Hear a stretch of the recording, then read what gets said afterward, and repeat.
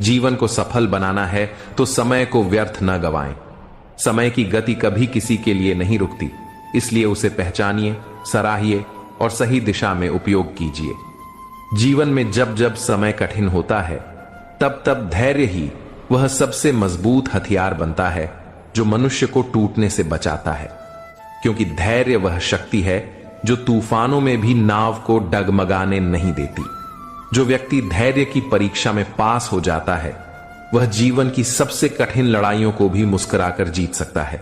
मित्रों, भगवान श्री कृष्ण कहते हैं, हे अर्जुन, धैर्य रखने वाला व्यक्ति अपने भाग्य को भी बदल सकता है, क्योंकि वह समय की गति को समझता है और अपनी प्रतिक्रिया नहीं बल्कि अपनी सोच को साध लेता है। अगर कोई काम देर से पूरा हो रहा है तो यह ईश्वर की कोई योजना हो सकती है। जल्दी पाने की चाहत कभी कभी स्थायी नुकसान दे जाती है।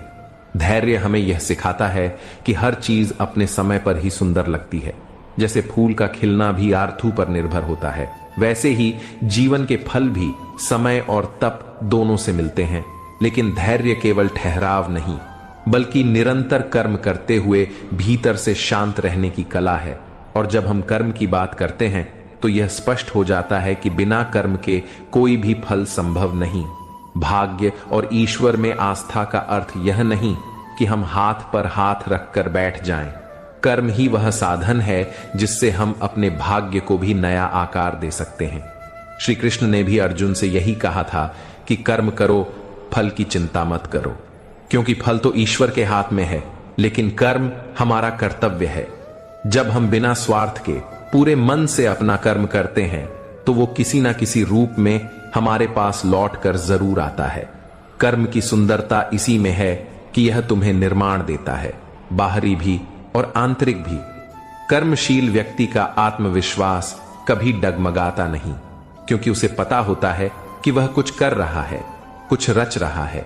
और जब कर्म ईमानदारी से किया जाए तो वह हमारे स्वाभिमान को जन्म देता है।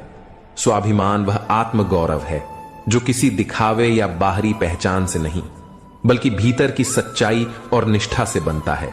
स्वाभिमान वह जड़ है जो व्यक्ति को झूठ, अन्याय और समझौते से दूर रखता है। लेकिन ध्यान रहे, स्वाभिमान और अहंकार में अंतर होता है। स्वाभिमान आत्मसम्मान है, जबकि अहंकार आत्मविनाश। स्वाभिमानी व्यक्ति झुक सकता है पर टूटता नहीं, क्योंकि वह जानता है कि उसकी आत्मा की शुद्धता ही उसकी सबसे बड़ी शक्ति है। दुनिया चाहे लाख दोष लगाए, लेकिन यदि तुम्हारा विवेक और कर्म शुद्ध हैं तो तुम्हारा स्वाभिमान अडिग रहेगा।